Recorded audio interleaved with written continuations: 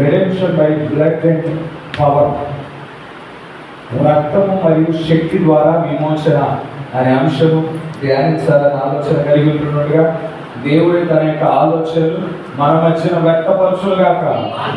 ఆమేన్. ఇక్కడ చదివిన వాక్యలేఖనాన్ని గమనించండి. హెబ్రీయులకు రాసిన పత్రిక 11వ అధ్యాయము 2వ వచనం మనం గమనించినట్లయితే, యోసేపుకి అవసరం సాధించినప్పుడు విశ్వాసమును బట్టి ఇశ్రాయేలు కుమారుని గురించి ప్రశంసించి తన శరీరములను గురించి వారికి ఆజ్ఞాపించెను.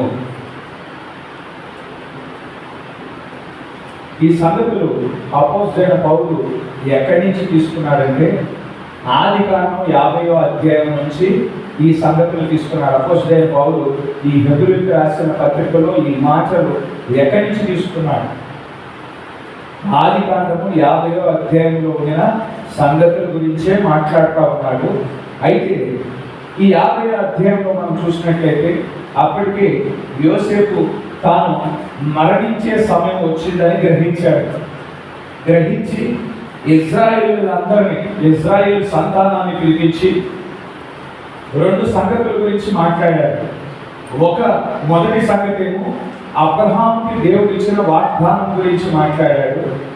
రెండోది తన దేహానికి ఆయన మరణించిన తర్వాత తన దేహ విషయమే ఒక సంగతి, మరి ఒక ఆజ్ఞను వారికి ఇచ్చి ఉన్నాడు. మొదటి సంగతి ఏమో అబ్రహాముకి ఇవ్వబడిన వాగ్దానం గురించి, రెండో సంగతి ఏమో తన దేహం మరణించిన తర్వాత, యోసేపు మరణించిన తర్వాత తన దేహ విషయమై ఒక ఆజ్ఞను, ఏదైతే ఒక ప్రమాణాన్ని మరి ఇశ్రాయేలు ప్రజల దగ్గర నుండి తీసుకుని ఉన్నాడు. ఆ సంగతులు ఏంటి అంటే, మొదటి సంగతి అబ్రహాంకి దేవుడు వాగ్దానం ఇచ్చాడు. ఏమని వాగ్దానం ఇచ్చాడు? అబ్రహాం ఎక్కడో కల్దీల దేశంలో ఉడు ప్రాంతంలో జన్మించాడు. అయితే దేవుడే మరి ఆ దేశం నుండి బయటికి నడిపించాడు, తల్లిదండ్రుల నుండి వేరు చేశాడు, బంధువుల నుండి వేరు చేశాడు, మరి తన యొక్క స్నేహితుల నుండి, తన ప్రజల నుండి వేరు చేసి కానాను దేశానికి నడిపించాడు అబ్రహాంని దేవుడు. అయితే ఆ ఏ దేశానికి అయితే దేవుడు నడిపించి ఉన్నాడో ఆ దేశాన్ని తనకి తన సంతానానికి స్వాస్థ్యముగా ఇస్తానని చెప్పి ఉన్నాడు. కనుక అయితే వెంటనే మీరు ఈ దేశాన్ని స్వాధీనపరచుకోరు, కానీ మొదట వేరొక దేశంలో పరదేశులుగా మీరు జీవిస్తారు. ఆ దేశంలో మీరు 400 సంవత్సరాలు జీవించిన తర్వాత మరలా నా యొక్క శక్తిని ప్రదర్శించి నేనే ఆ దేశం నుండి నీ యొక్క సంతానాన్ని బయటికి నడిపిస్తాను. ఆ తర్వాత ఈ కానాను దేశాన్ని స్వాధీనపరుచుకుంటారు అని దేవుడు అబ్రహాముకి వాగ్దానం ఇచ్చినట్లు మనం చూడగలుగుతా ఉన్నాము. కనుక ఇక్కడ యోసేపు ఆ వాగ్దానాన్ని జ్ఞాపకం చేస్తా ఉన్నాడు. మీరు ఇక్కడ నేను మరణించిన తర్వాత మీరు ధైర్యం కోల్పోవాల్సిన అవసరం లేదు, మీరు మరి నేర్చపడాల్సిన అవసరం లేదు, ఎటువంటి నిరీక్షణ లేని వారిగా మీరు జీవించాల్సిన అవసరం లేదు. దేవుడు మనకి వాగ్దానం ఇచ్చున్నాడు, మన పితరుడైన అబ్రహాముకి వాగ్దానం ఇచ్చున్నాడు. మనం శాశ్వతంగా ఈ దేశంలో ఉండిపోయే వారము కాదు, కానీ మనం ఈ దేశం నుండి కానాను దేశానికి నడిపించబడే వారముగా ఉన్నాము. కానాను దేశాన్ని దేవుడు మనకి స్వాస్థ్యంగా ఇచ్చాడు.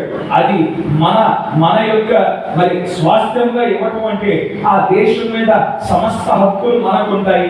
మన మీద అజమాయిషీ చేసేవారు ఎవరు ఉండరు, మన మీద నాయకత్వం చేసేది దేవుడే ఉంటాడు, కానీ మరొక వ్యక్తి ఉండడు, బయట దేశస్థుడు ఉండడు అని యోసేపు ఇశ్రాయేలు ప్రజలను పిలిపించి అబ్రహాముకి ఇవ్వబడిన వాగ్దానాన్ని జ్ఞాపకం చేయటం మనం చూడగలుగుతా ఉండేదాము.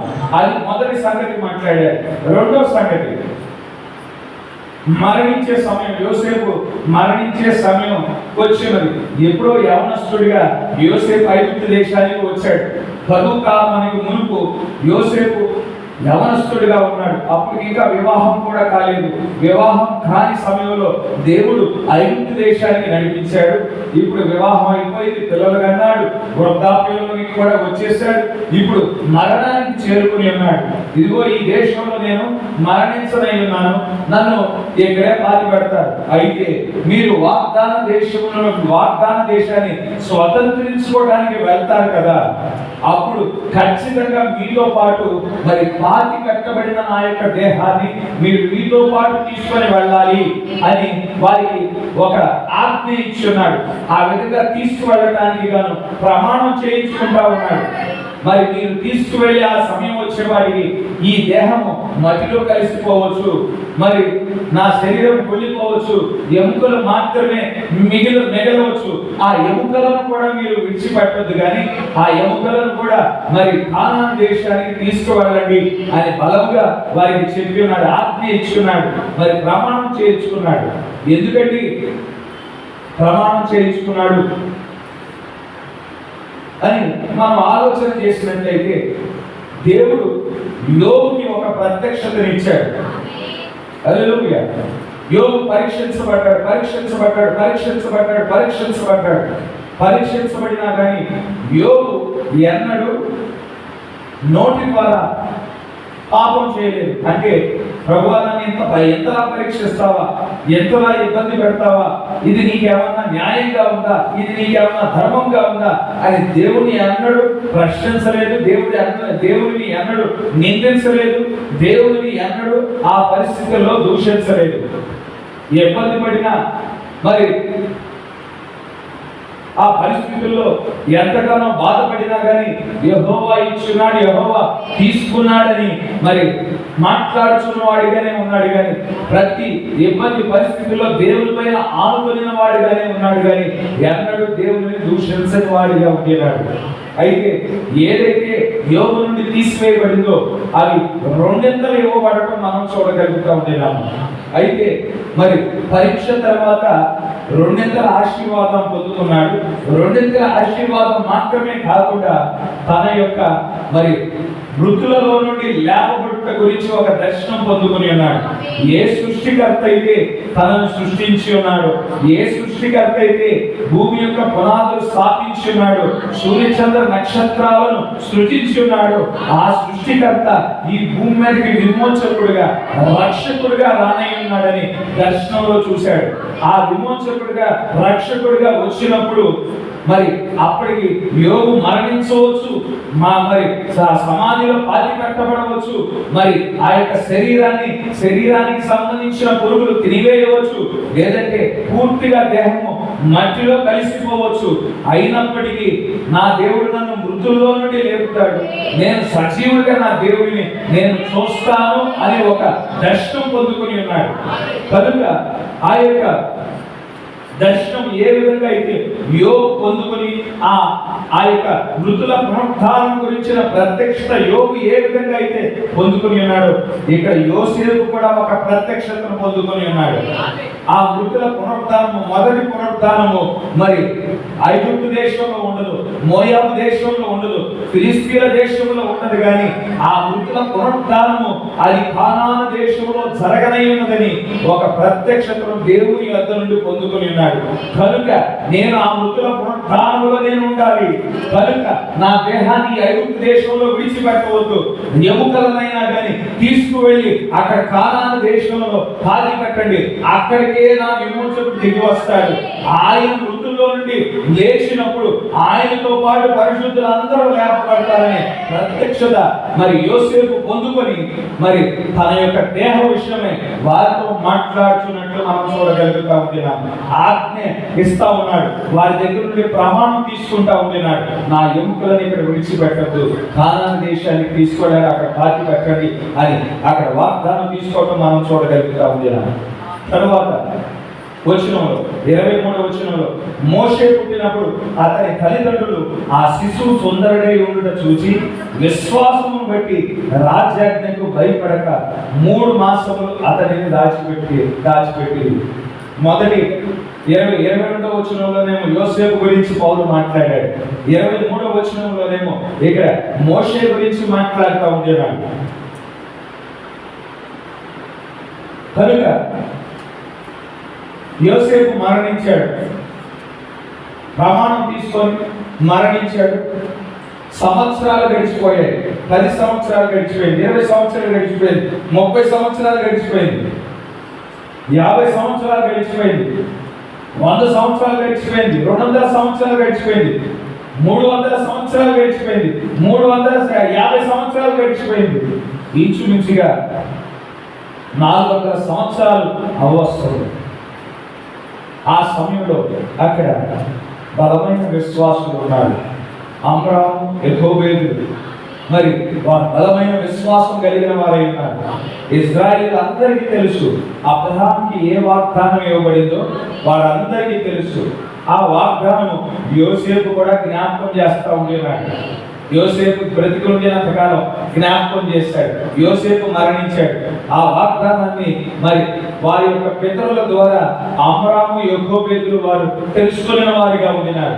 ఆ వాగ్దానాన్ని ఒకసారి ఆ యొక్క వాగ్దానాన్ని విన్న తర్వాత వారు ఎన్నడూ మర్చిపోలేదు. ఆ వాగ్దానం నెరవేర్చబడే గడియ ఇదే అయ్యుంది, ఆసన్నమై ఉన్నదని వారు ప్రార్థన చేయటం మొదలు పెట్టారు. అప్పటికే మరి యోసేపు మరణించిన తరువాత యోసేపు తెలియని ఒక ఫరో లేపబడ్డాడు. వారి పరిస్థితులు క్రమేపీ మారిపోవటం ప్రారంభమైంది. ఒకనాడు స్వేచ్ఛ ఉండేది ఆ దేశంలో, ఒకనాడు స్వాతంత్రం ఉండేది ఆ దేశంలో, ఒకనాడు వారికి హక్కులు ఉండేవి ఆ దేశంలో. యోసేపు మరణించిన తర్వాత యోసేపు తెలియని ఒక ఫరో లేపబడ్డాడు.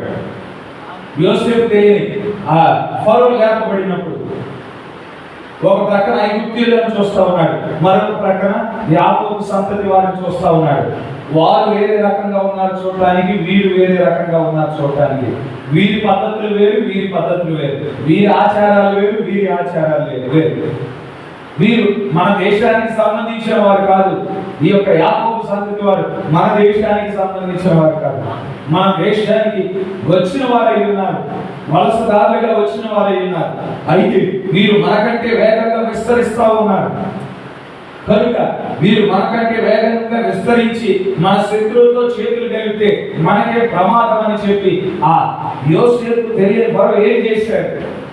ఎలాగైనా వీరిని అణిచివేయాలని చెప్పి 2 సంవత్సరాలలోపు మరి మగబిడ్డలందరినీ పురుషులోనే మరి చంపివేయమని ఆజ్ఞ ఇవ్వగా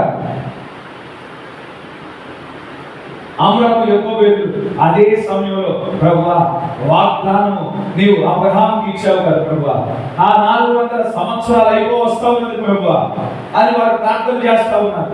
పగలంతా వారి బానిసలుగా ఉండటాన్ని బట్టి వారు వెట్టి చాకరీ చేయించున్న వారిగా ఉంటున్నారు. పగలంతా వెట్టి చాకరీ చేసి సాయంత్రం ఇంటికి వచ్చి భోజనం చేసి వారు విశ్రాంతి తీసుకోవటం లేదు, కానీ మరలా ప్రార్థన చేయడం వారు మొదలు పెట్టిన వారిగా ఉంటున్నారు. కన్నీరు విడిచి ప్రార్థన చేస్తా ఉన్నారు. ప్రభువా మా వాగ్దాన విషయమే ఒక్కసారి జ్ఞాపకం చేసుకో ప్రభువా, మా స్వాతంత్రం విషయమే జ్ఞాపకం చేసుకో ప్రభువా. అబ్రహాముకి వాగ్దానం ఇచ్చావు కదా ప్రభువా, మా మధ్యకు నీవు దిగి వచ్చి మమ్మల్ని బయటికి నడిపిస్తానని ప్రభువా నీవు వాగ్దానం చేశావు కదా ప్రభువా అని ప్రత్యక్షతతో కూడిన ప్రార్థన వారు చేయడం మొదలు పెట్టారు. వారి ప్రార్థన దేవుడు ఆలకించిన వారిగా ఉండినాడు. ఆలకించి వారికి వాగ్దాన సంతానాన్ని ఇవ్వడం మనం చూడగలుగుతా ఉండినాము.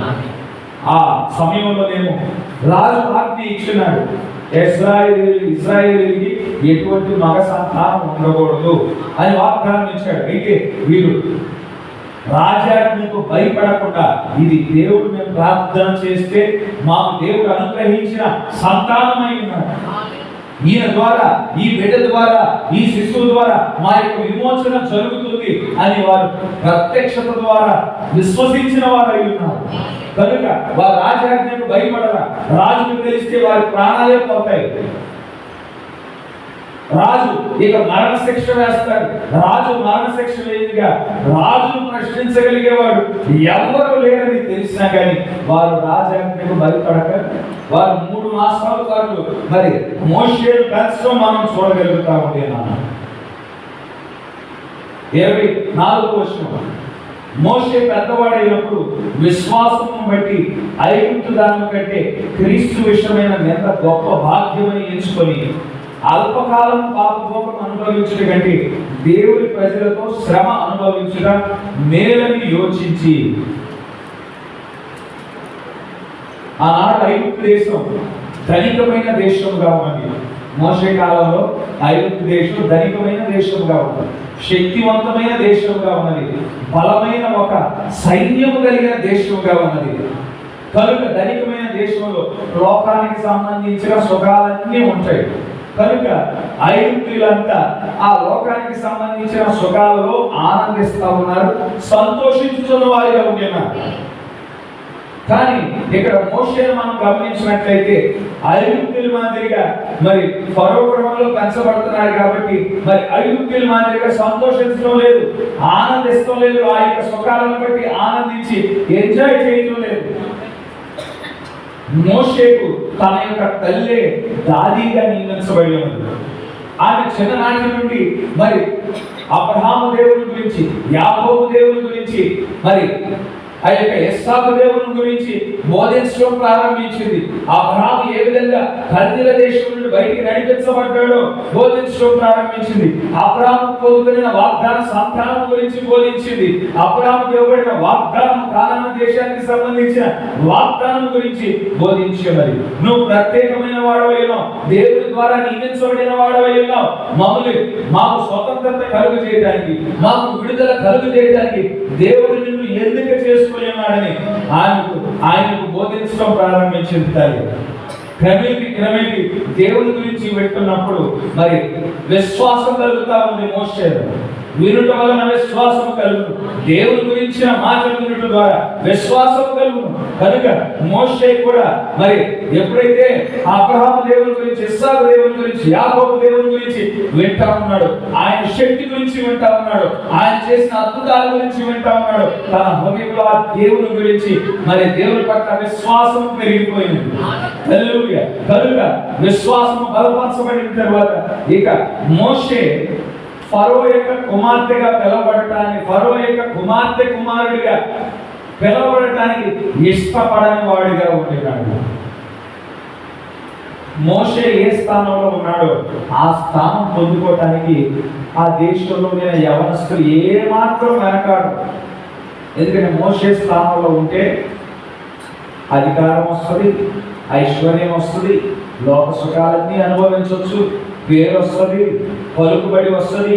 ఫరో తర్వాత ఆ వ్యక్తి ఆ స్థానంలో ఉంటే ఫరో అయ్యే అవకాశం ఉంటుంది. సైన్యాలన్నీ ఆ వ్యక్తికి ఇక లోపడతాయి. అటువంటి స్థానంలో నిలబడటానికి ఏమాత్రం వెనకాడని వారిగా ఉంటారు. ఉదాహరణకి ప్రధాని స్థానంలో ఈ దేశానికి సంబంధించిన ప్రధాని నరేంద్ర మోడీ గారి స్థానంలో నిలబడే అవకాశం ఇంకొకరికి దక్కుతుంది అంటే ఈ దేశంలోనే యవనస్తులు ఎవ్వరూ వెనకాడరు. ఎందుకంటే దేశం మొత్తం ఆయన చూసినప్పుడు లేచి నిలబడుతుంది, దేశం మొత్తం ఆయన మార్చబెట్టదు,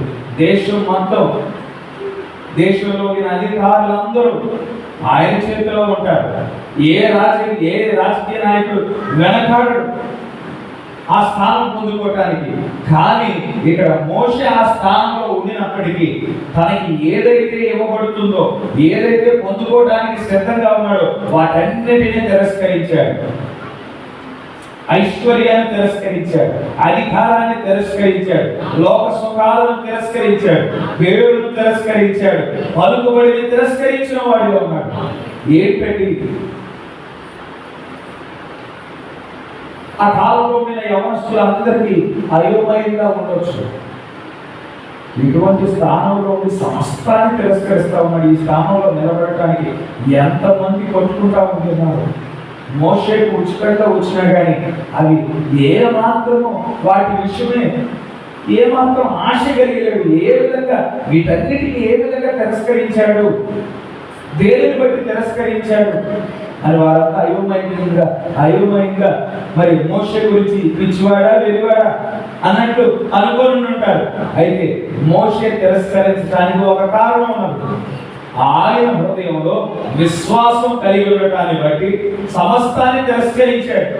విశ్వాసం లేకుండా మరి అధికారాలను ఒక వ్యక్తి తిరస్కరించాడు, విశ్వాసం లేకుండా మరి ఒక వ్యక్తి లోక సుఖాలను తిరస్కరించాడు, విశ్వాసం లేకుండా మరి ఒక వ్యక్తి లోకపరమైన మరి పలుకుబడిని పేరును తిరస్కరించాడు. మోషే విశ్వాసము ద్వారా అదృష్టమైన సంగతులు చూస్తున్న వాడిగా ఉంటున్నాడు. సాతానుడు కొన్నిసార్లు దేవుని యొక్క చిత్తము నుండి తప్పించడానికి గాను వాడు ఏం చేస్తాడు, మనకి ఈ లోకానికి సంబంధించిన అధికారాలను మనకి ఆఫర్ చేస్తాడు. దేవుని యొక్క ప్రణాళిక నుండి మనల్ని తప్పించడానికి ఈ లోకానికి సంబంధించిన ధనాన్ని మనకి ఎరగా వేస్తాడు. ఈ లోకానికి సంబంధించిన సుఖాలను మనకి ఎరగా వేస్తాడు. ఈ లోకానికి సంబంధించిన పేరు ప్రఖ్యాతులను మనకి ఎరగా వేస్తాడు. యేసుక్రీస్తు వారికి ఆ విధంగా ఎరగా వేశాడు సాతానుడు. యేసుక్రీస్తు వారు శరీరధారిగా ఈ లోకానికి వచ్చినప్పుడు ఆయన 40 రోజులు ఉపవాసం ఉండి అరణ్య మార్గం గుండా ఆయన వస్తూ ఉన్నాడు. అరణ్య మార్గం గుండా వస్తున్నప్పుడు అకస్మాత్తుగా యేసుక్రీస్తు వారిని ఇక్కడ తీసుకువెళ్ళిపోయాడు. ఒక్క నిమిషంలో ఎత్తైన శిఖరం మీదకి తీసుకువెళ్ళిపోయాడు.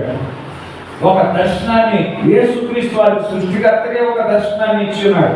ఆ దర్శనంలో ఈ లోక రాజ్యాలన్నీ చూపించున్నాడు. భవిష్యత్తులో ఈ లోక రాజ్యాలన్నీ ప్రతి దేశం ఏ విధంగా ఉండబోతుందో యేసుక్రీస్తు వారికి చూపించాడు.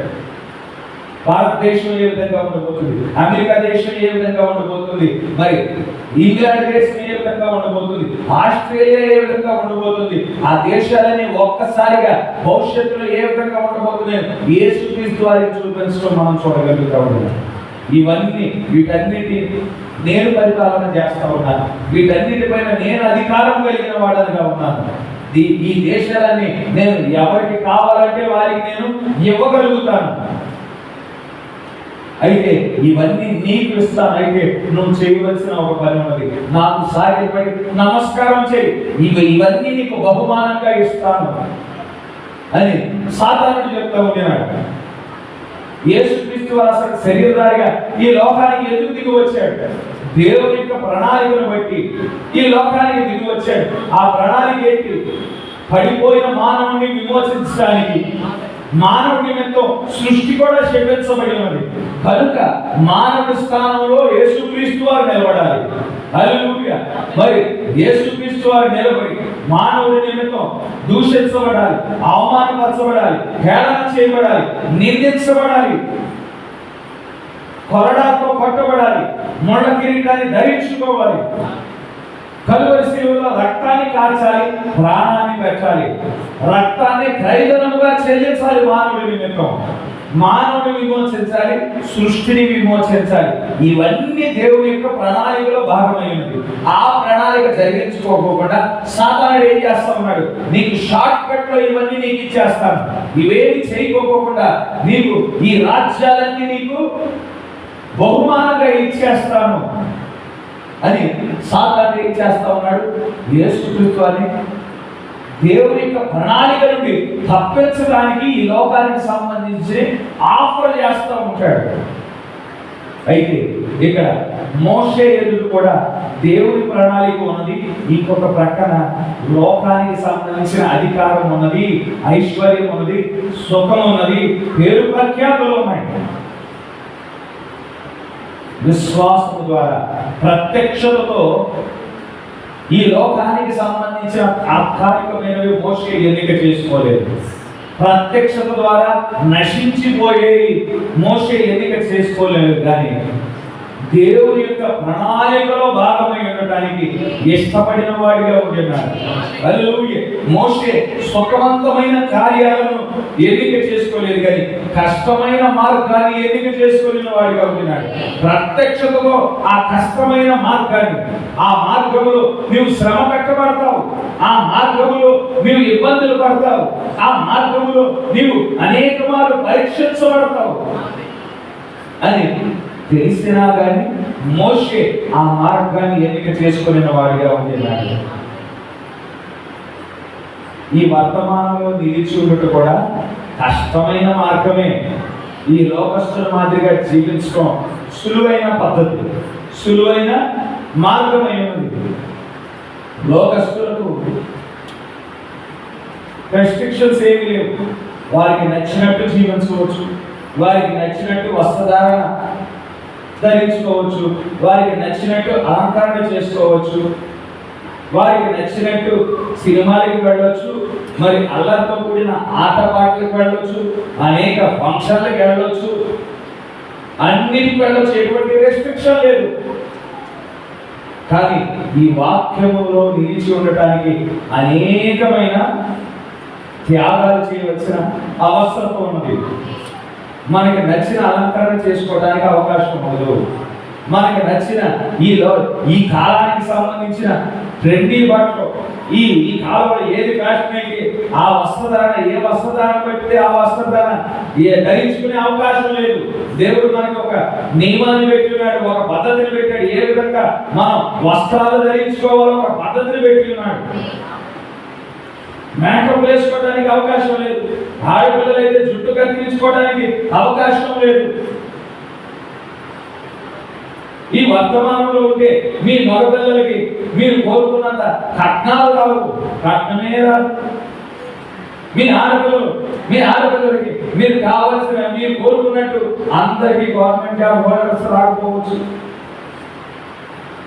త్యాగాలు ఉంటాయి. ఈ వర్తమానంలో వాక్యంలో నిలబడటం అది కష్టతరమైన కార్యంగా ఉంది.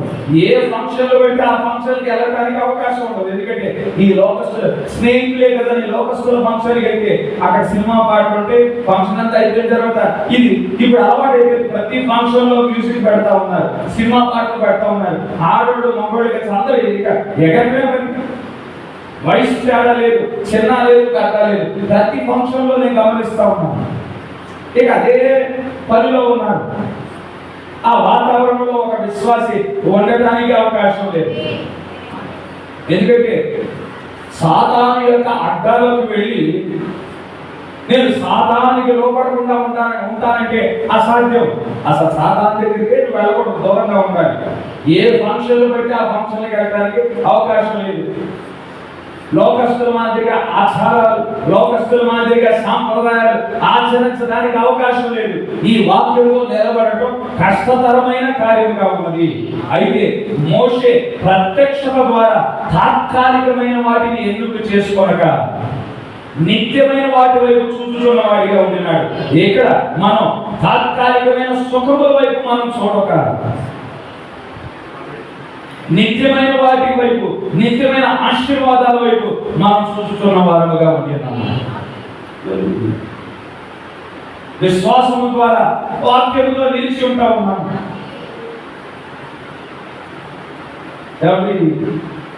సంస్థలకు సంబంధించిన వారు, శాఖలకు సంబంధించిన వారు కూడా యేసుక్రీస్తునే మరి ఆరాధించుతున్నారు కదా.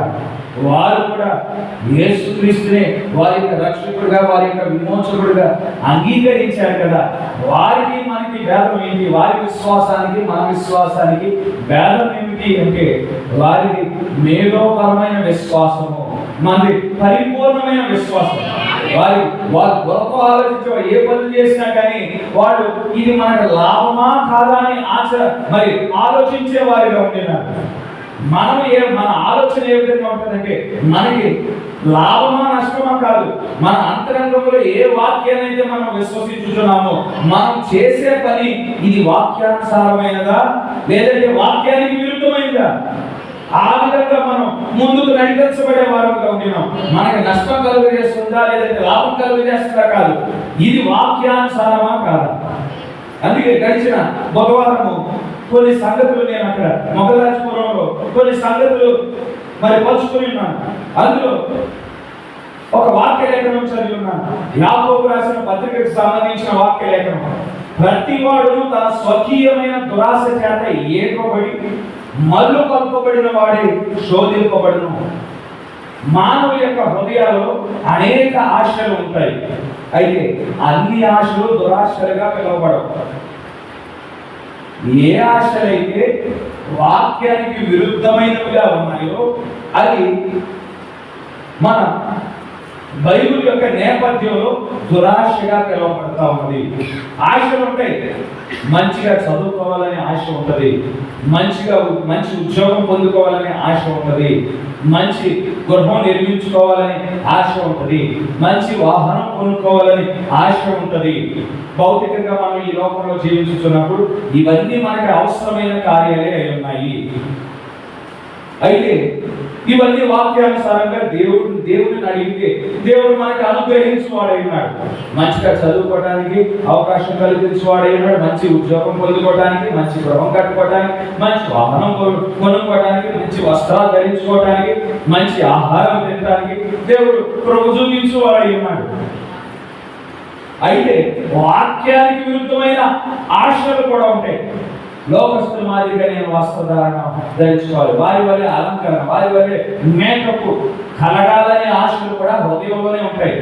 ఏదైతే వాక్య విరుద్ధమైనదో అది దురాశ అయినది. మానవుడు ఏం చేస్తాడు? ఆ దురాశ వలన ఏడవబడి శోధించబడతాడు. విశ్వాస అయితే ఆ ఆశను వాక్యముతో పోల్చువాడై ఉన్నాడు. రాసులో వాక్యం ఒకవైపు, ఈ ఆశ ఒకవైపు.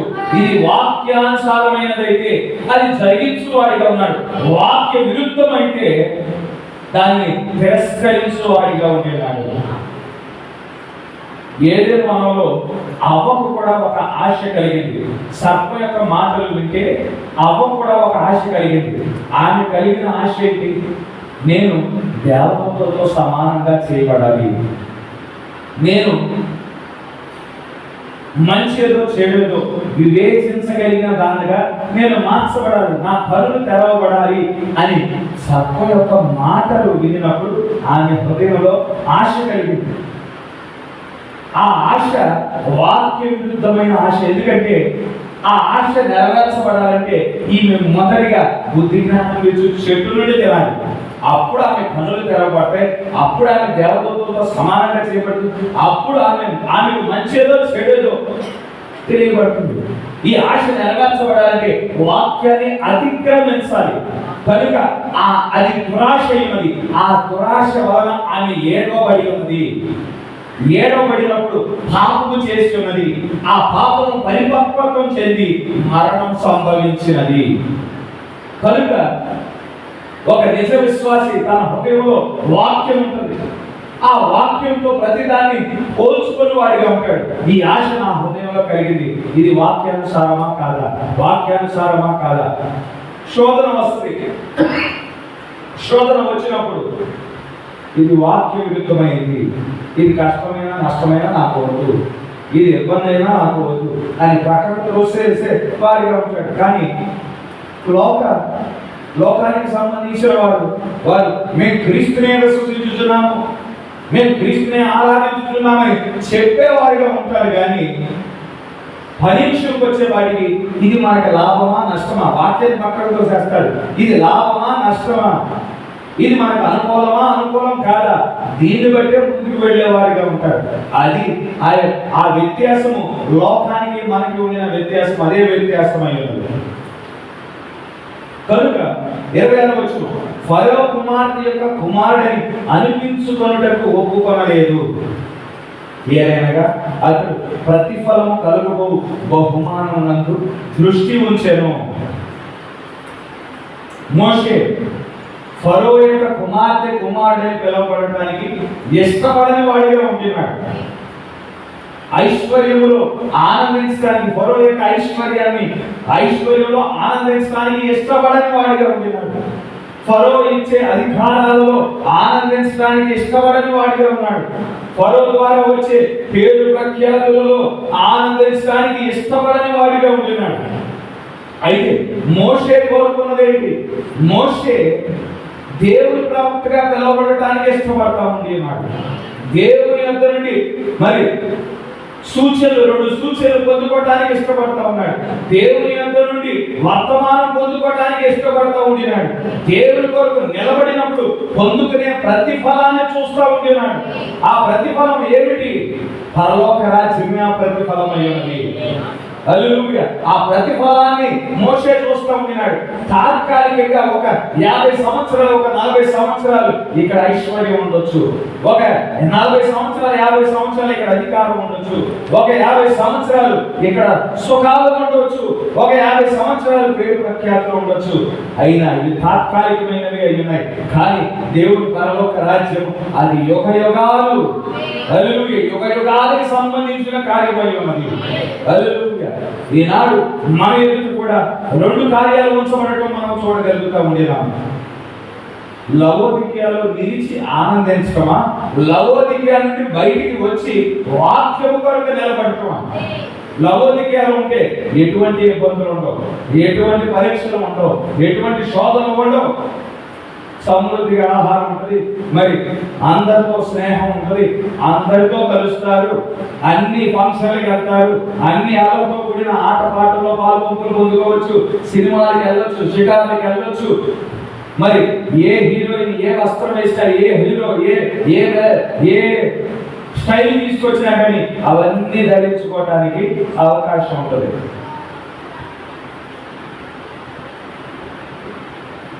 కానీ ఆ లవోదికయ నుండి బయటికి వచ్చినప్పుడు అక్కడ వీటన్నిటికీ దూరంగా ఉండాల్సిన అవసరం ఉన్నది. అయితే బయటికి వచ్చినప్పుడు మోషే వలె మనం అదృశ్యమైన ప్రతిఫలాన్ని మనం చూడగలిగిన వాళ్ళంగా ఉంటాం. మనకి ఇవ్వబడిన ప్రతిఫలం ఏంటి? మోషే అక్కడ పరలోక రాజ్యాన్ని చూస్తూ ఉన్నాడు. ఈ ముగింపు కాలంలో మనం పొందుకునే ప్రతిఫలం ఏంటి? వాక్యం కొరకు నిలబడ్డాము.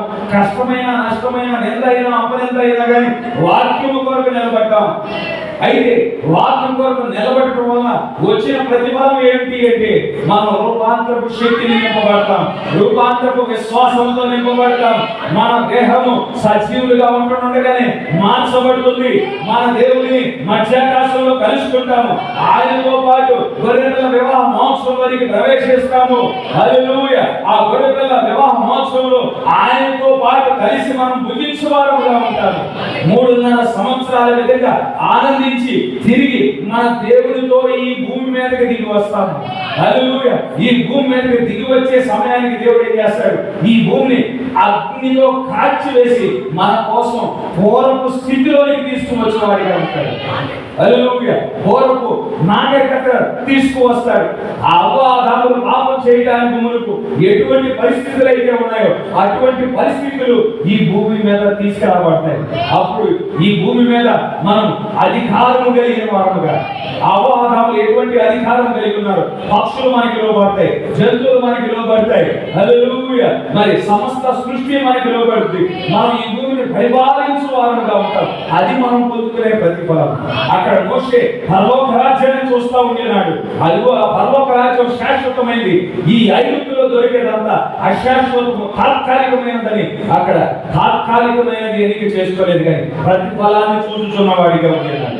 హల్లెలూయా! ఈనాడు లవోదికయలో మనం ఉంటున్నామా, లేదంటే లవోదికయ బయట మనం జీవిస్తా ఉన్నామా? లవోదికయ బయట జీవించి ఆ ప్రతిఫలం కోసం ప్రయాసపడుతున్నామా?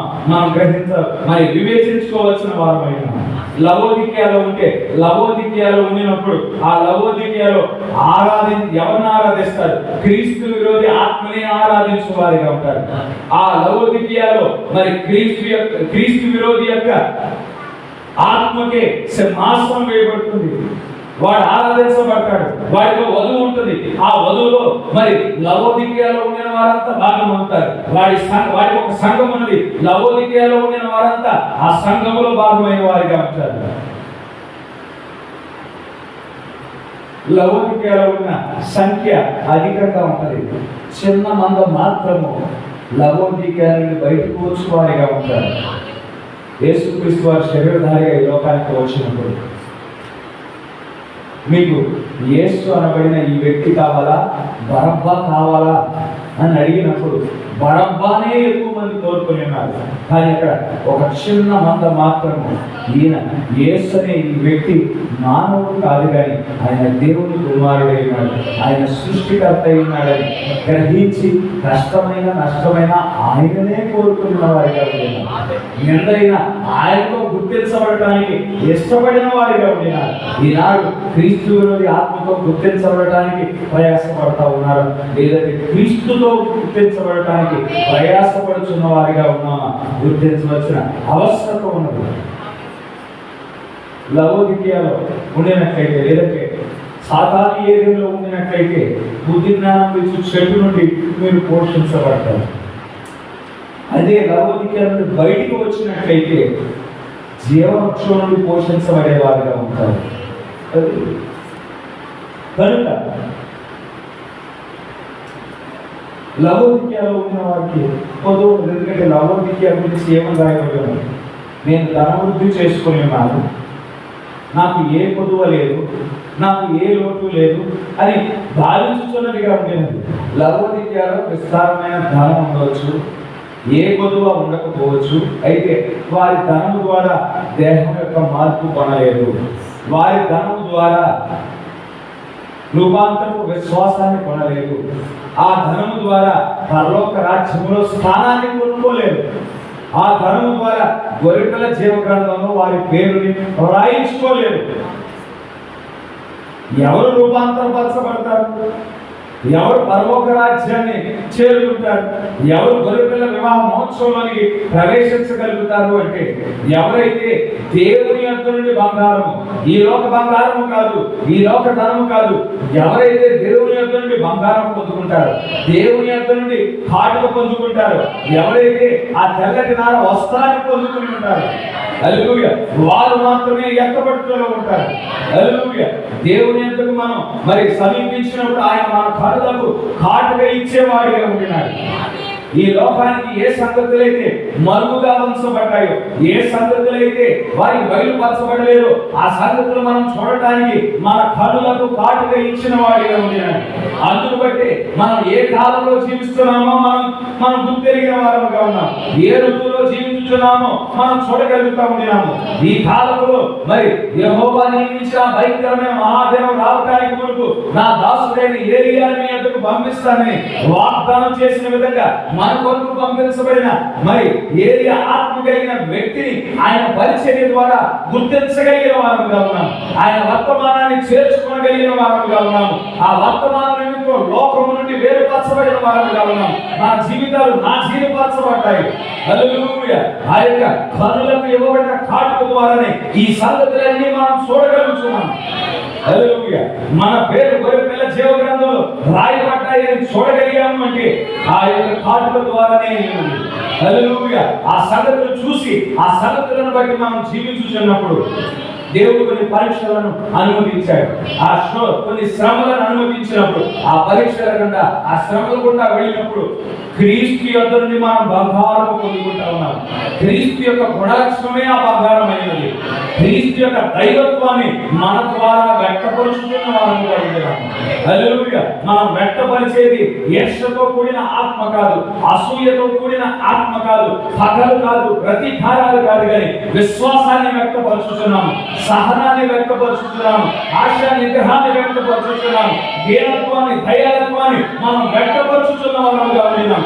దేవునిలో ఏ గుణలక్షణాలు అయితే ఉన్నాయో అవన్నీ దేవుడు మనలో ఉండి, ఆయన ఆత్మ మనలో ఉండి మన ద్వారా మనం వ్యక్తపరుచుతున్న వారంగా ఉన్నాం. అదే దేవుని యొద్ద నుండి పొందుకునే బంగారం అయ్యున్నది. హల్లెలూయా. ఆ బంగారం కలిగిన వారికి దేవుడు తన రక్షణ వస్త్రాన్ని ధరింపజేస్తా ఉన్నాడు. ఎవరి దగ్గర అయితే కాటుగా ఉన్నదో, ఎవరి దగ్గర అయితే దేవుని యొద్ద నుండి బంగారం పొందుకుంటా ఉన్నారు, ఎవరి దగ్గర నుండి అయితే ఆ రక్షణ వస్త్రం ఉన్నదో వారు మాత్రమే ఎత్తబడుటలో వెళ్ళువారై ఉన్నారు. వారు మాత్రమే పరలోక రాజ్యాన్ని చేరుకుని వారై ఉన్నారు. హల్లెలూయా. కనుక ఇక్కడ ఐగుప్తులో మోషేకు ఆఫర్ చేయబడినవన్నీ తాత్కాలికమైనవి. మోషేకి ఇవ్వబడేవి ఐగుప్తు దేశంలో తాత్కాలికమైనవిగా ఉన్నాయి. అయితే విశ్వాసము ద్వారా ఆ తాత్కాలికమైనవి తిరస్కరించిన వాడిగా ఉన్నాడు మోషే.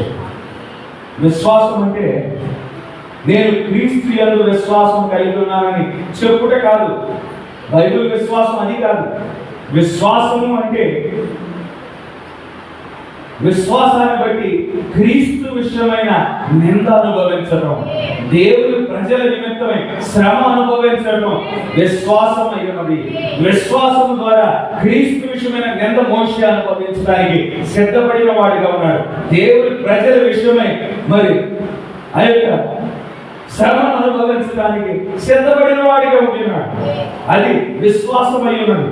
ఆయన ఆ యొక్క ధనాన్ని తిరస్కరించాడు, అధికారాన్ని తిరస్కరించాడు, పేరు ప్రఖ్యాతులను తిరస్కరించిన వాడిగా ఉంటున్నాడు.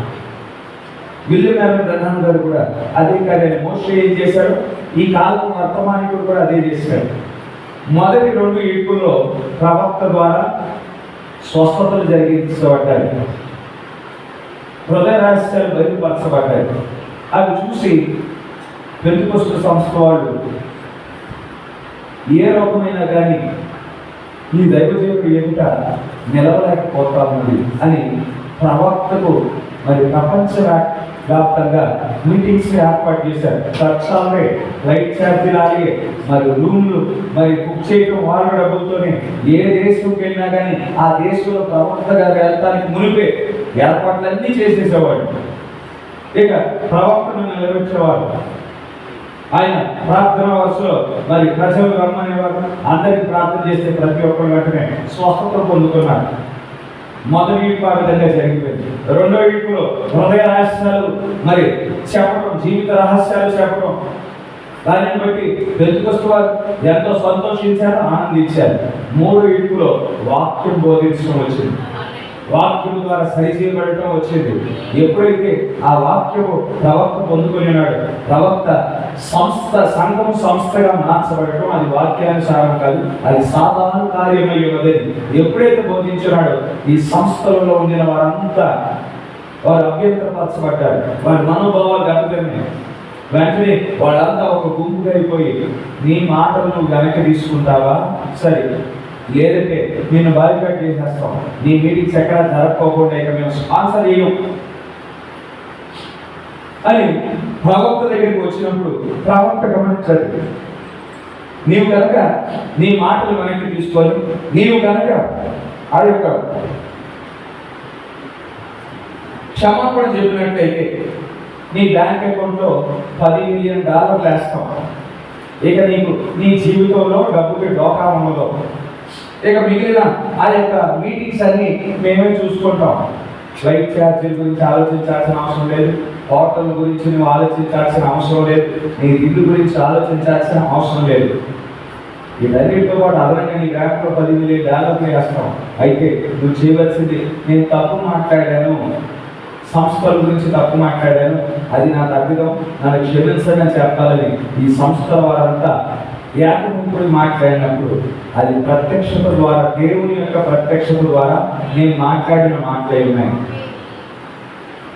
నాకు ₹1 లేకపోయినా పర్వాలేదు, నేను ఏటి నీళ్లు తాగి బిస్కెట్ తిని బతుకుతాను, ఆ మాటలు మాత్రం నేను వెనక్కి తీసుకున్నాను. అది నా మాటలు కాదు, పరిశుద్ధాత్మ యొక్క మాటలే ఉన్నాయి. ఒక ప్రక్కన కోట్ల డబ్బులు, మరో ప్రక్కన దేవుని విషయమైన శ్రమ, దేవుని ప్రజల నిమిత్తమై పరీక్ష అనుభవించడానికి ప్రవక్త సిద్ధపడిన వాడిగా ఉండేదాన్ని. మోషే ఏ విధంగా ఐశ్వర్యాన్ని విడిచిపెట్టి మరి క్రీస్తు విషయమైన నింద, దేవుని ప్రజల నిమిత్తమైన శ్రమ ఎన్నిక చేసుకునే వాడిగా ఉన్నాడు. ఈ కాలపు వర్తమానికుడు కూడా అదే ఎన్నికలు చేయటం మనం చూడగలుగుతా ఉండేదాన్ని. 27వ వచనం, విశ్వాసమును బట్టి అతడు అదృశ్యుడైన వారిని చూసినట్టు స్థిరబుద్ధి గలవాడి రాజాగ్రహమునకు భయపడక ఐగుప్తును విడిచిపోయాను. ఇక్కడ విశ్వాసమును బట్టి అదృశ్యుడైన వారిని చూస్తున్నట్టు స్థిరబుద్ధి గలవాడే. ఇక్కడ మోషే ఏం చూస్తా ఉన్నాడు? అదృశ్యుడైన వారిని చూస్తా ఉండేనాడు. అదృశ్యుడైన దేవుడిని చూస్తా ఉన్నాడు. అదృశ్యమైన దేవుడు సిద్ధపరిచిన వాటిని మోషే చూస్తా ఉండేనాడు. ఆయన సిద్ధపరిచిన ప్రతిఫలాన్ని చూస్తున్న వాడిగా ఉండేనాడు. ఈనాడు వధువు కూడా అదృశ్యుడైన దేవుడిని చూస్తున్నదిగా ఉన్నది. ఆయన సిద్ధపరిచిన ప్రతిఫలాన్ని చూస్తున్నది. ఆ ప్రతిఫలాన్ని చూచుచు స్థిర బుద్ధి కలిగినదిగా ఉన్నది. అటు ఇటు 2 పడవల మీద కాళ్ళు వేసి ఒకరోజు అటు ఒకరోజు ఇటు ఉండే పరిస్థితుల్లో వధువు లేదు, కానీ ఆమె స్థిర బుద్ధి కలిగినదిగా ఉండేది. ఆమె యొక్క గురి దేవుడిపైనే ఉన్నది. ఆమె యొక్క గురి దేవుడు ఏర్పాటు చేసిన ఆ ప్రతిఫలం మీదే ఉన్నది.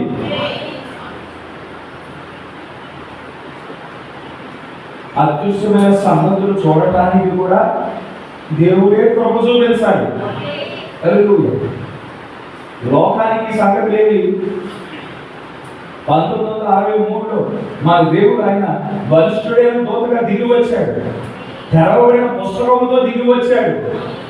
అది విమోచన గ్రంథమని, అది మన హక్కు పత్రమని, అది గొర్రెపిల్ల జీవ గ్రంథమని, దాంట్లో మన పేరు చూడగలుగుతామని దేవుడు మనకి కృప చూపించి ఉన్నాడు. లోకానికి ఈ సంగతులు చూడటానికి అవకాశం ఇవ్వబడాల. ఈ లోకంలో పేరుగాల్చిన వారు ఉన్నారు, ఈ లోకంలో పాపులర్ అయిన వారు ఉన్నారు, ఈ లోకంలో ధనికులు ఉన్నారు, ఈ లోకంలో అత్యంత జ్ఞానం కలిగిన వారు ఉన్నారు, అత్యంత పలుకుబడి కలిగిన వారు ఉన్నారు. ఈ లోకంలో మరి 1,00,000 సంఘం కలిగిన వారు ఉన్నారు, 1,50,000 సంఘం కలిగిన వారు ఉన్నారు, 3,00,000 సంఘం కలిగిన వారు కూడా ఉన్నారు. వారు ఈ సంగతులు చూడడానికి దేవుడు వారికి కృప ఇవ్వలేదు. మన దేవుడు ఆయన అదృష్టుడిగా వరిష్ఠుడైన గొప్పగా దిగి వచ్చాడని మనం చూడగలుగుతాం. మనం చూడగలిగే నా దేవుడు నా కోసం ఆయన దిగి వచ్చాడు. వాగ్దానం చేసిన రీతిగా, ప్రకటన 10లో వాగ్దానం చేసిన రీతిగా మన కోసం ఆయన దిగి వచ్చాడు. హల్లెలూయా. నాకు ఏ హక్కు పత్రం అయితే ఆదాము కోల్పోయాడో ఆ హక్కు పత్రాన్ని ఇప్పుడు నాకు ఇచ్చున్నాడని చూడగలుగుట దేవుని యొక్క కృపే తప్ప మరొకటి కాదు.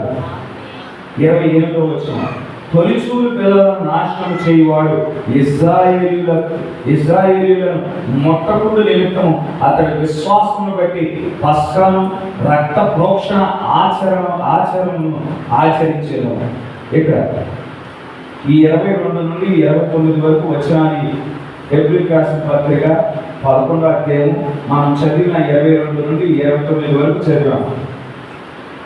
ఈ వచనాల్లో ఉన్న సంగతులన్నీ పౌలు ఎక్కడి నుంచి తీసుకున్నాడంటే ఆదికాండము 50వ అధ్యాయము, నిర్గమాకాండం 1వ అధ్యాయం నుండి 14వ అధ్యాయం వరకు జరిగిన సంగతులన్నీ పౌలు ఈ హెబ్రీయులకు రాసిన పత్రిక 22 నుండి 29 వచనాల వరకు ప్రస్తావిస్తూ ఉన్నాడు.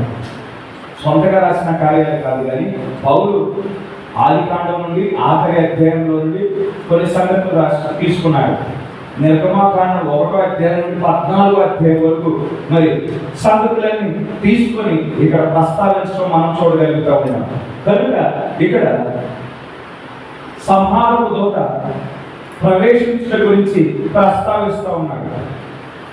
తొలిచూలు పిల్లలను నాశనము చేయువాడు ఇశ్రాయేలీయులను ముట్టకుండా నిమిత్తము అతడు విశ్వాసమును బట్టి పస్కాను రక్త ప్రోక్షణ ఆచారమును ఆచరించెను. అది దేని గురించి? సంహారపు దూత మరి ఆ యొక్క ఐగుప్తు దేశంలో ప్రవేశించుట గురించి అయినది. అప్పటికే మొదటి 9 తెగుళ్ళు ప్రమరించబడ్డాయి. ఇక ఆఖరి తెగులుగా సంహారపు దూత ఆ దేశంలోకి ప్రవేశించినప్పుడు దేవుడు తప్పించుకోవడానికి ఒక మార్గాన్ని ఏర్పాటు చేసిన వాడిగా ఉండేవాడు. ఆ మార్గము మోషే ఊహించుకున్న మార్గం కాదు, అది దేవుడే ప్రత్యక్షత ద్వారా మోషేకు అనుగ్రహించిన మార్గమై ఉన్నది. అక్కడ సంహారపు దూత నుండి తప్పించబడటానికి దేవుడు ఏ మార్గాన్ని ఏర్పాటు చేశాడు? రక్తం క్రిందకి నడిపించబడుట ద్వారా వారి మరణం నుండి తప్పిస్తూ ఉంటున్నాడు. మరణం నుండి తప్పించబడటానికి మోషే మరియు ఆ యొక్క యాకోబు సంతతి వారంతా కొండలో దాక్కోవాల్సిన అవసరం లేదు, గుహలలో దాక్కోవాల్సిన అవసరం లేదు, లేదంటే అండర్ గ్రౌండ్కి వెళ్ళాల్సిన అవసరం లేదు. వారు ఆ విధంగా వెళ్ళినా కానీ వారు రక్షించబడే అవకాశం లేదు. నోహు కాలంలో దేవుడు తప్పించుకోవడానికి ఒక మార్గాన్ని ఏర్పాటు చేశాడు. జల ప్రళయం నుండి తప్పించుకోవడానికి ఈ భూమి మీద ఉన్న ప్రజలందరికీ ఒకే ఒక మార్గం ఉన్నది. ఆ యొక్క నోవహు నిర్మించిన ఆ ఓడలోనికి ప్రవేశిస్తే మాత్రమే రక్షించబడతారు. ఇక నువ్వు ఎటువంటి ఆధునికమైన ఎటువంటి ఓడలు నిర్మించుకున్నా కానీ, ఎటువంటి ప్లేన్లు నువ్వు సిద్ధపరుచుకున్నా కానీ, ఎటువంటి వాహనాలు సిద్ధపరిచినా కానీ వాటి చుట్టూ దేవుని కంచి ఉండదు, వాటి చుట్టూ దేవుని కాపుదల ఉండదు. అయితే దేవుని కంచి దేవుని కాపుదల కేవలం నోవహు నిర్మించుకున్న ఓడ చుట్టూ మాత్రమే ఉంటుంది. ప్రవక్త చెప్తా ఉన్నాడు, ఈ కాలంలో అనుకునే టెక్నాలజీ కంటే నోహు కాలంలోనే ఎక్కువ టెక్నాలజీ ఉన్నది అని ప్రవక్త చెప్పాడు. ఎక్కువ టెక్నాలజీ ఉన్నప్పుడు నోహు మాదిరిగా అప్పుడు ఓడలు సిద్ధపరచుకోలేదా అంటే ఓడలు ఉండుంటాయి, కానీ దేవుని యొక్క కాపుదల వాటి చుట్టూ లేదు. కానీ దేవుడు ఒక ఓడను మాత్రం ఆ నీటికి పైగా కూర్చున్నవాడిగా ఉన్నాడు, ఆ తీర్పు పైగా కూర్చున్నవాడిగా ఉంటున్నాడు. ఆ ఓడలో ఉండిన వారు మాత్రమే రక్షించబడతారు. అదేవిధంగా ఇక్కడ మోషేకు దేవుడు ఒక మార్గాన్ని బయలుపరుచున్నాడు. ఆ మార్గం కూడా వెళ్ళినప్పుడు మాత్రమే మరణం నుండి తప్పించబడతారు. మోషే కాలంలో ఏ విధంగా ఉగ్రత వచ్చిందో, మరణం వచ్చిందో, మనం ఆ మరణం సంభవించదగిన కాలంలో మనం జీవిస్తూ ఉన్నాం. అయితే దేవుడు ఇప్పుడు కూడా తప్పించుకోవడానికి ఒక మార్గాన్ని ఏర్పాటు చేస్తున్నాడు. వచ్చే మార్గం ఏంటి? ఈ భూమి కాల్చబడటానికి సిద్ధంగా ఉంది. ఒకసారి ఈ భూమి నీళ్ళ ద్వారా ప్రక్షాళన చేయబడింది, ఒకసారి ఈ భూమి యేసుక్రీస్తు యొక్క రక్తం ద్వారా ప్రక్షాళన చేయబడింది. ఇప్పుడు మూడోసారిగా అగ్ని ద్వారా కాల్చబడటానికి సిద్ధంగా ఉన్నది. మానవుడు అనుకుంటా ఉన్నాడు, ఇదిగో ఈ యొక్క భూమి ఖచ్చితంగా ఈ అణ్వస్త్రాల ద్వారా నాశనం చేయబడుతుంది. ఎందుకంటే ప్రతి దేశం దగ్గర అణ్వస్త్రాలు ఉన్నాయి. మూడో ప్రపంచ యుద్ధంలో ఒక దేశం మీద ఇంకో దేశం, ఇంకో దేశం మీద ఇంకో దేశం అణ్వస్త్రాలు వాళ్ళు సంధించుకుంటారు. అయితే తప్పించుకోవడానికి వాళ్ళు ముందుగానే ఏర్పాట్లు చేసుకున్నారు. మేము భూమి కింద బాంబ్ షెల్టర్ మేము ఏర్పాటు చేసుకున్నాం. మాకు ఇక ఏ ప్రమాదం లేదు. మేము అండర్ గ్రౌండ్లోకి వెళ్ళిపోతాము. 5 సంవత్సరాల దాకా మేము బయటికి రాము.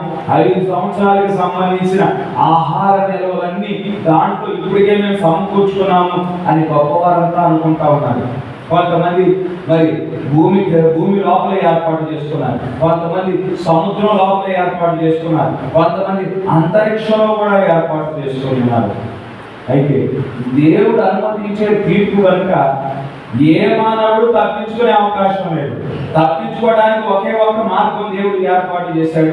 అది మన కాలానికి ఇవ్వబడిన వర్తమానమే. ఆ వర్తమానం ఏం చేస్తా ఉంది? ఆ యొక్క అగ్ని ద్వారా ఈ లోకం కాల్చబడటానికి మునిపే మనల్ని సిద్ధపరుస్తూ ఉండేది. బుద్ధిగల కన్యకలు ఏ విధంగా దేవుని యొక్క రాక సంబంధించడానికి మునిపే వారి సిద్ధులలో దివిటీలలో నూనెతో నింపబడి సిద్ధపడి ఉన్నారు. ఆ విధంగా ఈ వాక్యము మన సిద్ధులలో నూనె నింపుతా ఉన్నది, మన దివిటీలలో నూనె నింపుతా ఉన్నది. మన పెళ్లి కుమారుని మనం ఎదుర్కొన్నట్లు హల్లెలూయా బయటికి నడిపిస్తా ఉండేది. హల్లెలూయా. ఆయన వచ్చినప్పుడు ఆయన తీర్పు కుమ్మరించడానికి మునిపే మనల్ని ఈ భూమి మీద నుండి పైకి లేపి మధ్యాకాశంలో ఆయన కలుసుకోవడానికి ఈ వర్తమానం మనం నడిపిస్తా ఉంది. ఏ వర్తమానం కొరకైతే మనం కష్టపడి ఉన్నాము, శ్రమపడి ఉన్నాము, ఆ వర్తమానమే మనల్ని మధ్యాకాశానికి తీసుకువెళ్ళేదిగా ఉండేది. కనుక ఆ ఒక మార్గం తప్ప ఏ మార్గంలో తప్పించుకోవడానికి ప్రయత్నం చేసినా మానవుడికి అవకాశం లేదు. 29వ వచనం, విశ్వాసం బట్టి వారు పొడి నేల మీద నడిచినట్టు ఎర్ర సముద్రంలో పడి నడిచిపోయింది. ఐగుప్తులు అలా చూసి మునిగిపోయేది. ఇశ్రాయేలీయులు వారు ఎర్ర సముద్రం దగ్గరికి వెళ్ళినప్పుడు మోషే ఆ కర్రతో కొట్టగా ఎర్ర సముద్రం పాయలు చేయబడింది. ఆరిన నేలలో వారు ఆ ఎర్ర సముద్రాన్ని దాటుకొని అవతలి గట్టుకు వెళ్ళిపోయారు.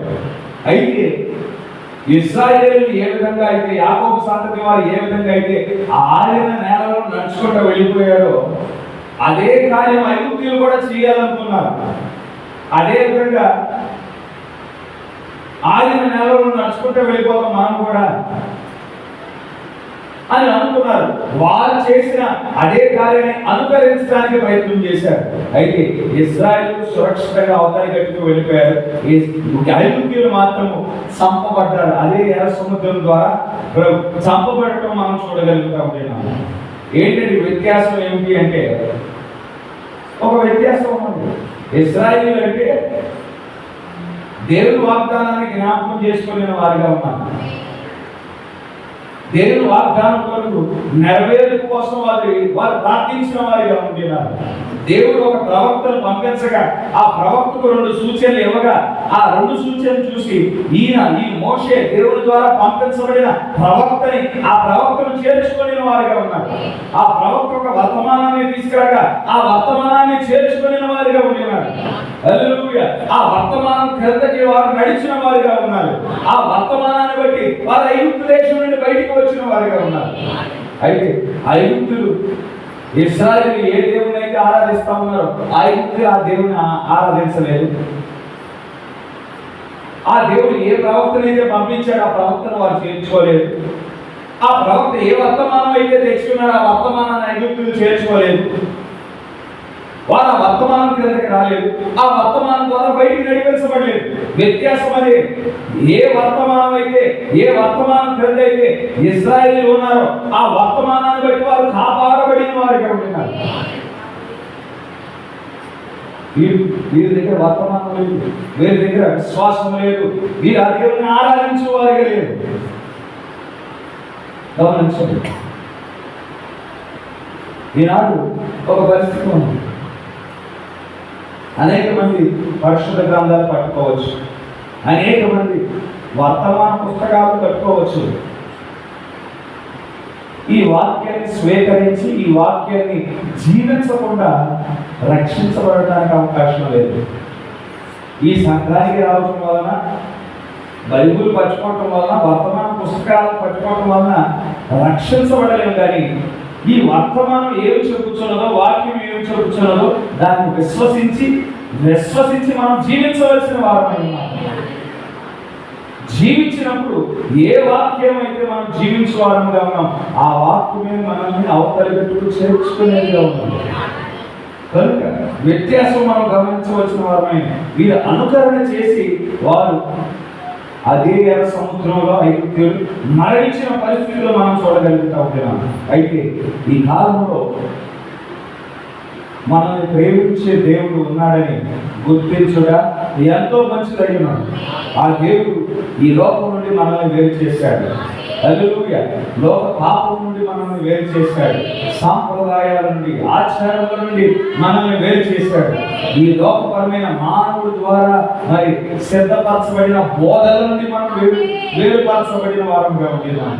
హల్లెలూయా. ఈనాడు మనం మరి వాక్యం కోసం నిలబడుచున్నప్పుడు, హల్లెలూయా, వాక్యం కోసం నిలబడుచున్నప్పుడు మన దేవుడు మన పక్షాన నిలబడి మన కోసం యుద్ధాలు జరిగించుచున్నవాడు.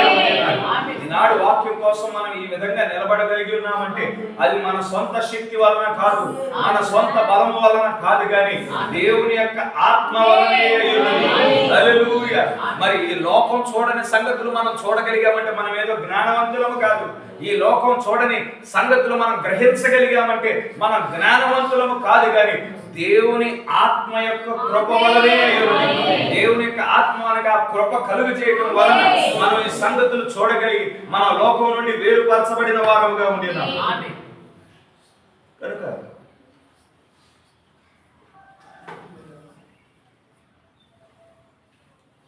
కొన్నిసార్లు దేవుడు మనల్ని ఈ వాక్యం చెంతకి చేర్చడానికి ప్రయత్నం చేసినప్పుడు మనం అంత త్వరగా ఈ వాక్యం దగ్గరికి రావటానికి ఇష్టపడని వారంగా ఉన్నాం.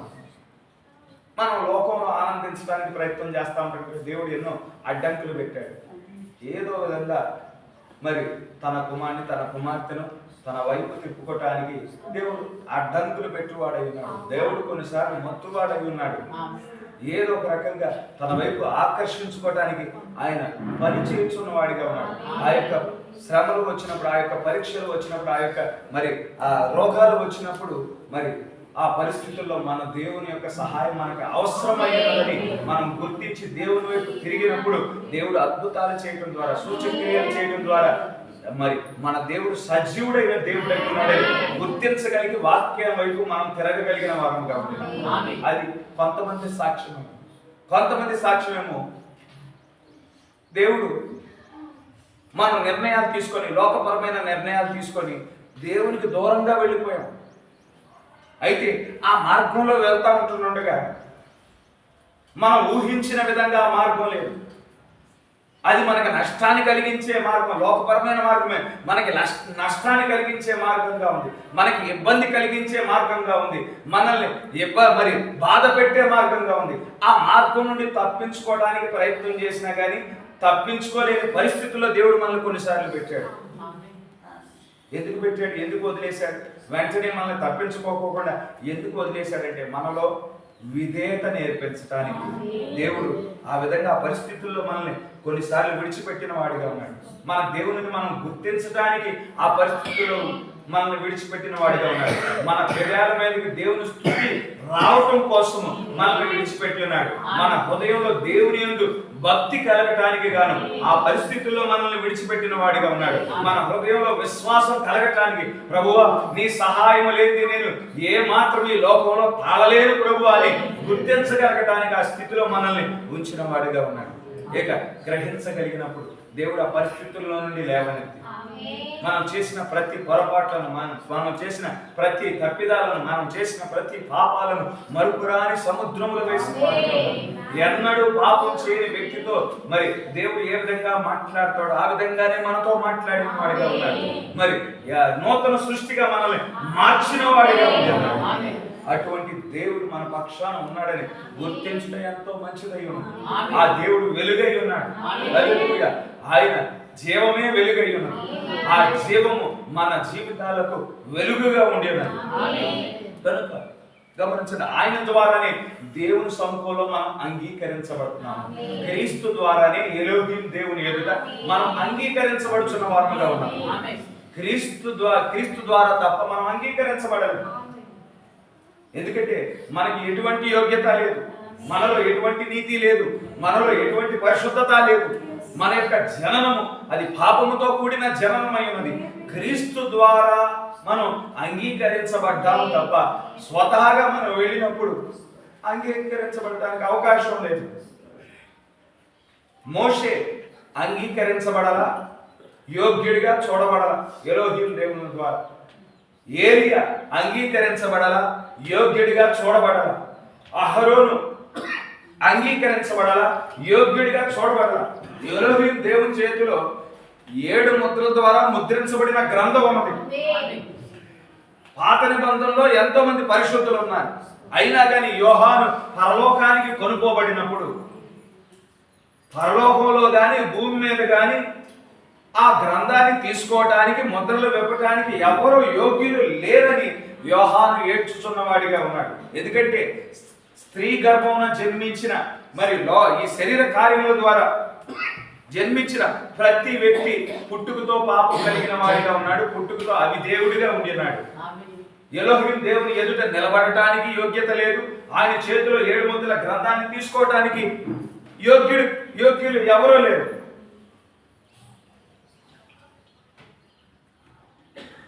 అయితే యేసుక్రీస్తు వారు మన కోసం ఆయన స్త్రీ గర్భంలో జన్మించిన వాడిగా ఉండేవాడు. స్త్రీ గర్భంలో జన్మించి ఈ లోకంలో మనం ఎటువంటి పరీక్షలు ఎదుర్కొంటామో ఆ పరీక్షలన్నిటి యందు సహానుభావం కలిగి ఉండినప్పటికీ ఎటువంటి పాపం లేకుండా జీవించిన వాడిగా ఉన్నాడు. మరణాన్ని జయించాడు, సమాధిని జయించాడు. ఆ 7 ముద్రల గ్రంథాన్ని తీసుకోవడానికి యోగ్యత పొందుకునే వాడిగా ఉండేవాడు. కనుక ఆ క్రీస్తునందు మనం అంగీకరించబడుచున్నాం. ఆయన కలిగిన ఆ పరిశుద్ధత మన మీద ఆపాదించబడుతుంది. ఆయన కలిగిన నీతి మన మీద ఆపాదించబడుతుంది. ఆయన కలిగిన పరిశుద్ధత మన మీద ఆపాదించబడటం మనం చూడగలుగుతా ఉంటున్నాం. క్రీస్తు ద్వారా తప్ప మనం అంగీకరించబడే అవకాశం లేదు. మళ్ళా 28వ వచనానికి మనం వస్తాం. తొలిచూరు పిల్లలను నాశనము చేయువాడు ఇశ్రాయేలులను ముట్టకుండా నిమిత్తము అతడు విశ్వాసమును బట్టి పస్కాను రక్త ప్రోక్షణ ఆచారమును ఆచరించెను. ఆఖరి తెగులు సంభవించింది. అప్పటికే 9 తెగుళ్ళు జరిగిపోయాయి. మోషే నీటిని రక్తంగా మార్చాడు. మోషే పలుకగా ఐగుప్తు దేశం మీదకి కప్పలు వచ్చాయి. మోషే పలుకగా ఐగుప్తు దేశం మీదకి ఈగలు వచ్చాయి. మోషే పలకగా ఐగుప్తు దేశం మీదకి మిడతలు వచ్చాయి. మోషే పలకగా ఐగుప్తు దేశం మీదకి పేళ్లు వచ్చాయి. మోషే పలకగా ఐగుప్తు యొక్క ప్రజల మీదకి వ్యాధులు వచ్చాయి. మోషే పలుకగా ఐగుప్తు యొక్క మందల మీదకి వ్యాధులు వచ్చాయి. మోషే పలుకగా ఐగుప్తు మీద వడగండ్ల కురిపించబడి ఉంది. 3 రోజుల పాటు కఠినమైన చీకటి. ఇక ఆఖరి తెగులు ప్రవేశించింది. ఐగుప్తు మొత్తం చీకటితో అలమటించబడి ఉంది. ఐగుప్తు అంతా మరి ఆ యొక్క ప్రమాదకరమైన పరిస్థితులు ఆవరించడం మనం చూడగలుగుతా ఉండేదాన్ని.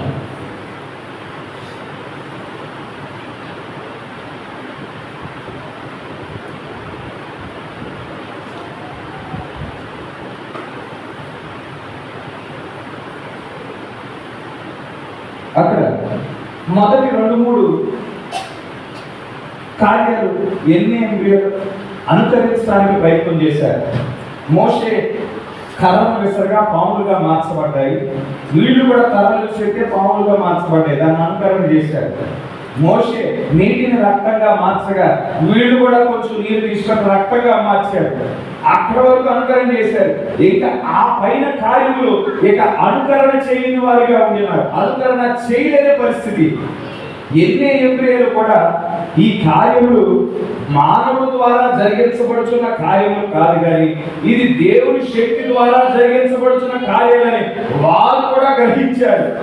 ఈ ఎన్నే ఎబ్రేయులు మిగిలిన తెగుళ్ళ ద్వారా వారు కూడా బాధపడుతున్నారు. మిగిలిన ఐగుప్తుల మాదిరిగా ఎన్నే ఎబ్రేయులు కూడా ఆ తెగుళ్ళ ద్వారా ఆ యొక్క రోగాల ద్వారా వారు కూడా ఇబ్బంది పడుతున్న పరిస్థితులు మనం చూడగలుగుతా ఉంటున్నాం. ఎందుకంటే అది దేవుని యొక్క ఉగ్రతని ఎన్ని ఇంద్రియులు కూడా వారు గ్రహించిన వారిగా ఉంటున్నారు.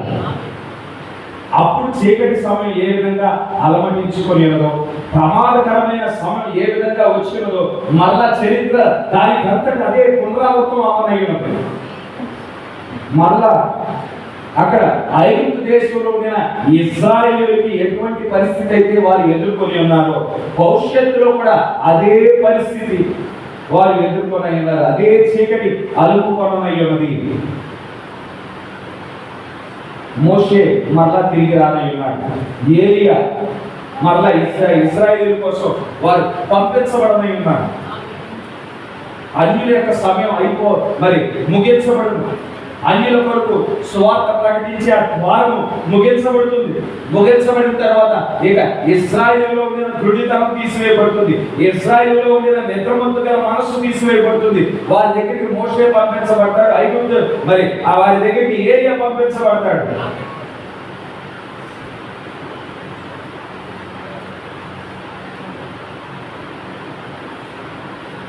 పంపించబడినప్పుడు మరలా ఈ లోకం అక్కడ ఐగుప్తు దేశంలో ఏ విధంగా మరణం సంభవించడానికి సిద్ధంగా ఉన్నదో, ప్రపంచం కాల్చబడటానికి సిద్ధంగా ఉన్న పరిస్థితుల్లో మోషే మరియు ఏలియాలు ఇశ్రాయేలు కోసం పంపించబడతారు.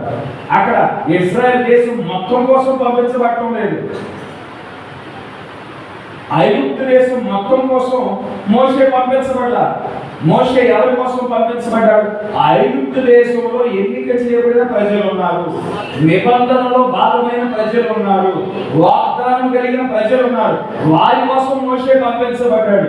అదే విధంగా భవిష్యత్తులో ఇశ్రాయేల్ దేశం మొత్తం కోసము మోషే ఏలియాలు పంపించబడ్డారు. కానీ ఆ ఇశ్రాయేల్ దేశంలో ఎన్నిక చేయబడిన 144,000 మంది ఉన్నారు. నిబంధనలో భాగమైన 144,000 మంది. వారి కోసం ఏలియా పంపించబడతాడు, మోషే పంపించబడతాడు. ప్రపంచం కాల్చబడటానికి సిద్ధంగా ఉంటున్నాడుగా వారి కోసం మోషే పంపించబడి మోషే యొక్క వర్తమానాన్ని పొందుకొని అక్కడ మోషే ఏ విధంగా తప్పించబడి మార్గము ఏర్పాటు చేయబడుతుందో వీరికి కూడా తప్పించబడే మార్గం అది ఏదో కాదు, కానీ పరిశుద్ధాత్మ యొక్క ముద్ర ఉంది. పరిశుద్ధాత్మ మనం ఏ విధంగా పరిశుద్ధాత్మ ముద్రతో మనం ముద్రించబడి ఉన్నాము, ఆ 1,44,000 మంది కూడా పరిశుద్ధాత్మ ముద్రతో వారు ముద్రించబడి వారిగా ఉన్నారు. వారు ముద్రించబడిన తర్వాత వారు పరలోకానికి కొనుక్కోబడతారు. తర్వాత ఈ భూమి మొత్తం కాల్చబడడానికి సిద్ధంగా ఉంది.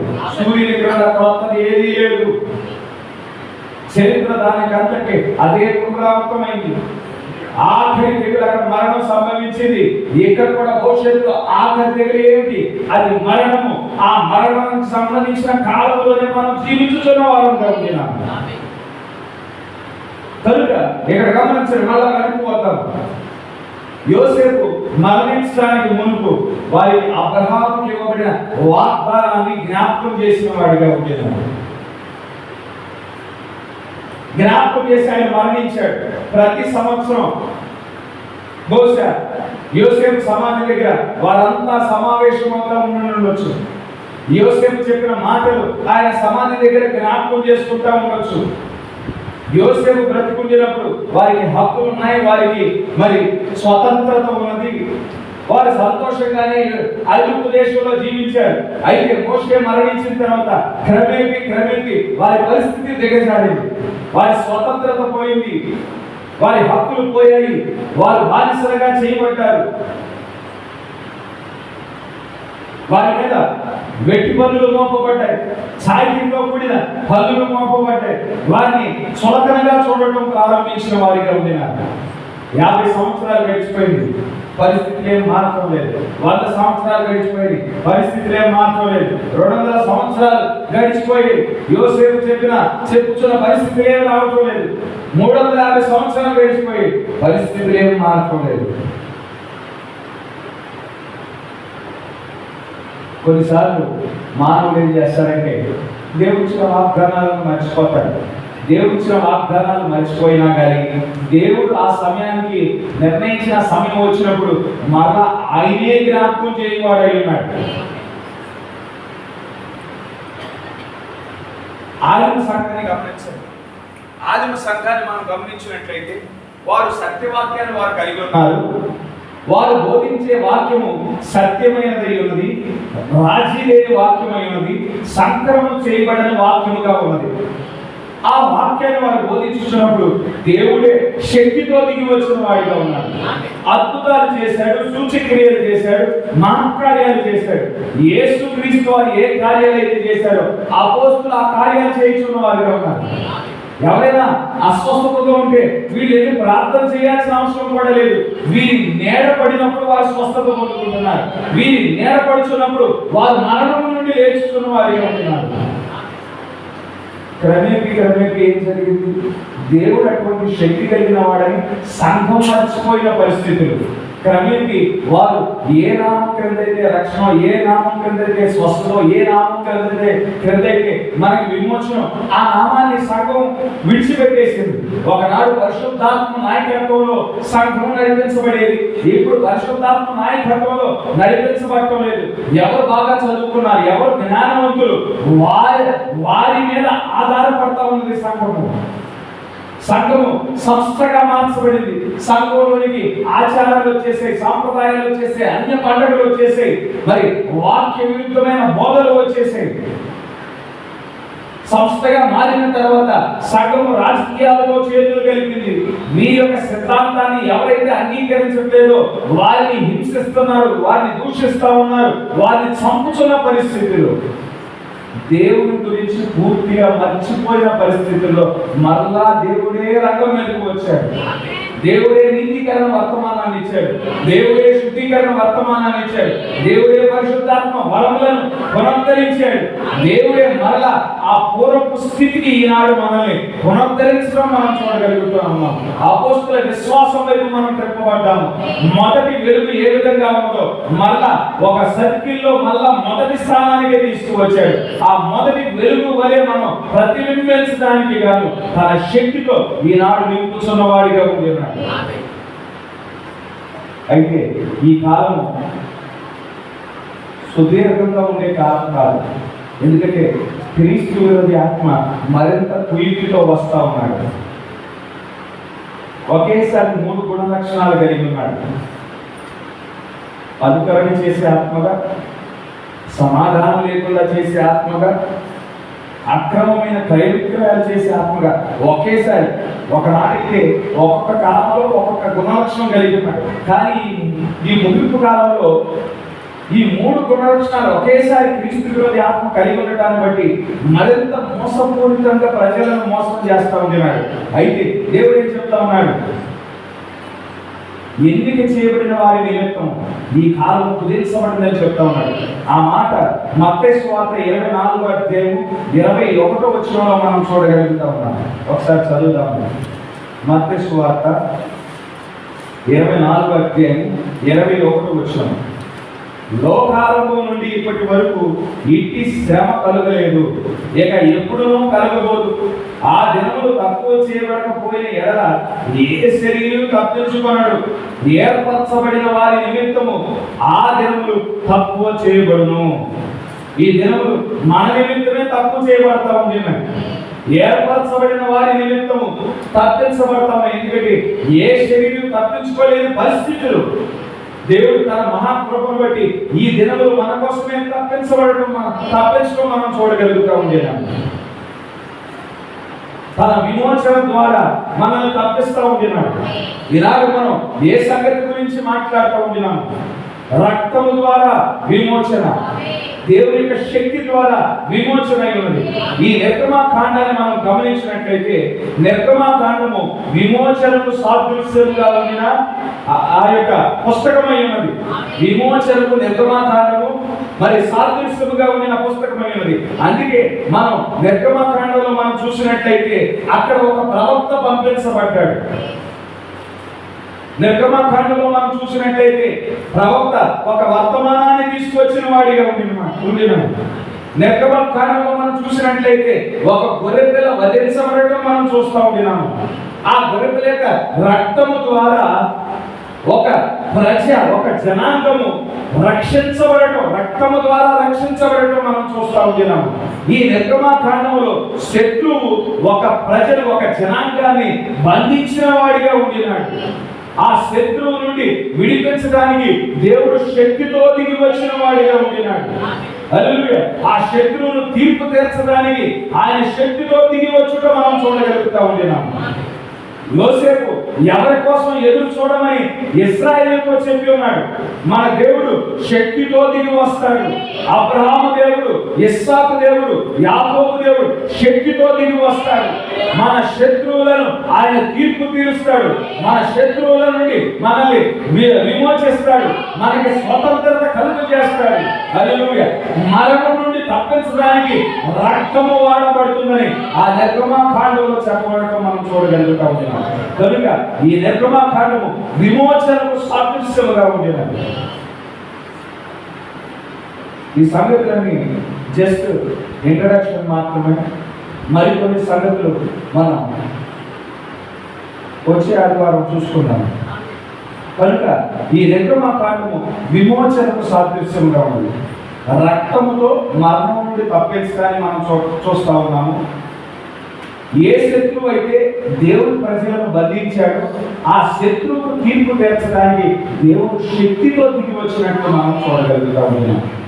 దేవుని యొక్క విమోచన రక్తంతో, శక్తితో దేవుని యొక్క విమోచన అయ్యేది. మరిన్ని సంగతులు మనం వచ్చేవారం చూసుకుందాం. అయితే ముగించడానికి మునుపు సంఘానికి వ్యక్తిగతంగా కొన్ని సంగతులు చెప్పాలి. మీరు బయటికి వెళ్ళడానికి అవకాశం లేని సంగతులు కొద్ది నిమిషాల పాటు వీడియో పాస్ చేయండి.